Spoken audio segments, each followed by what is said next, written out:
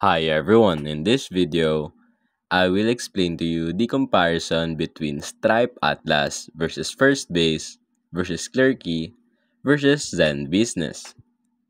Let's go with Stripe Atlas. For its pros and cons. Pros are tailored for set tailored for startups, particularly tech-focused companies. Simplifies the process for international founders. Includes access to Stripe's payment processing ecosystem. For its cons, limited to Delaware incorporation. Higher cost compared to other services. Pricing, $500 one-time fee plus $100 annual Delaware franchise tax. It is best for tech startups, especially those with foreign founders seeking streamlined US business incorporation.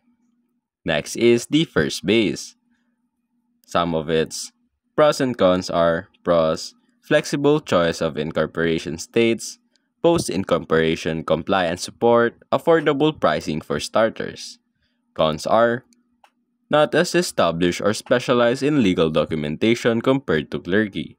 Pricing starts at $399 one-time fee. It is best for startups and foreign entrepreneurs seeking a one-stop solution for incorporation and compliance.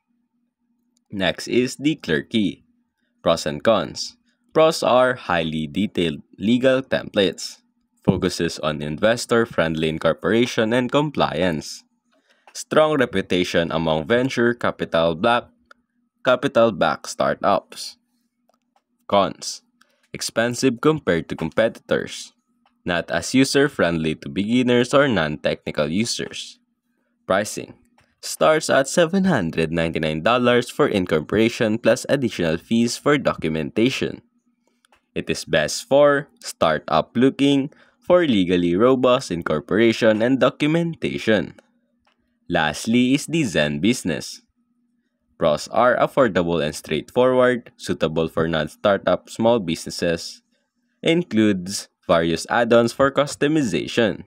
Cons are not tailored for startups seeking funding. Limited guidance for international founders.